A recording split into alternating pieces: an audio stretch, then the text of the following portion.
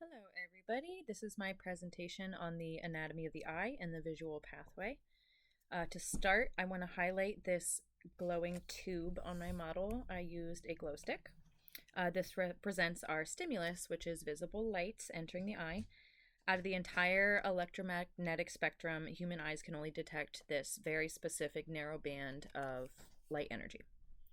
This glowing tube also traces the physical shape of the cornea, labeled here as number 11.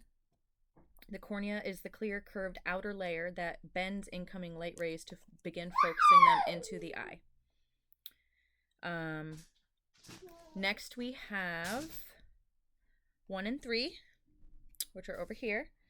As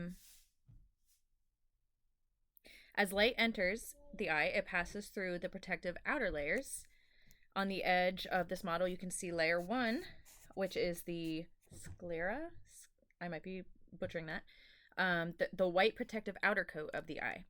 Layer 3 down here represents the choroid, the vascular middle layer. Right here in the center is the lens, right here, which I've labeled as number 8. Next to it, I highlighted the process of accommodation. So right here. Accommodation is how the eye focuses on objects at different distances. The ciliary muscles, shown here by these yellow lines, that you can't really see them in the dark, I think, but they're there, contract or relax to create a lens shape change. The lens thickens to focus on near objects and flattens for distant vision, which makes sure that the light stimulus is projected sharply into the back of the eye.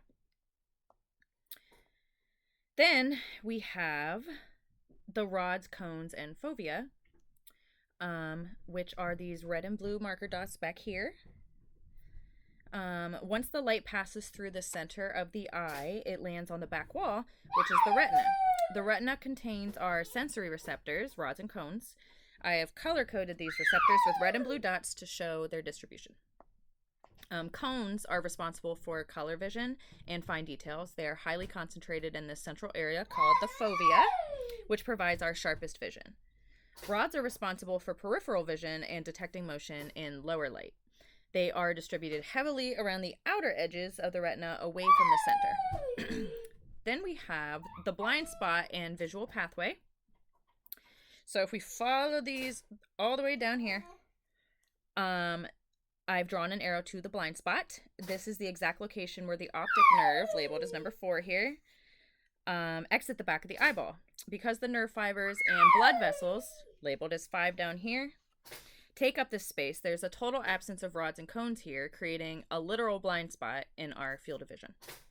This begins the official visual pathway. Once the rods and cones transduce light into neural impulses, those signals travel down the optic nerve, number 4, cross at the optic chiasm, pass through the thalamus, and travel all the way to the visual cortex in the occipital lobe of the brain. That is how environmental light is translated into our vision and the images that we see every single day. And again, here I will go over my model. This is again the stimulus, the visual light that I used a glow stick to represent entering the cornea, which is this part here. Then we have number 1 and 3 over here, which is the, again, sclera and choroid. Lens is number 8, which again is right here. We have the accommodation process right next to number 8. We have the rods and cones and fovea back here. The retina as well. Blind spot, which is down here, following the optic nerve and blood vessels. Okay, and thank you so much for watching my presentation on the model of the eye, and I apologize again for the loud noise in the background. Thank you.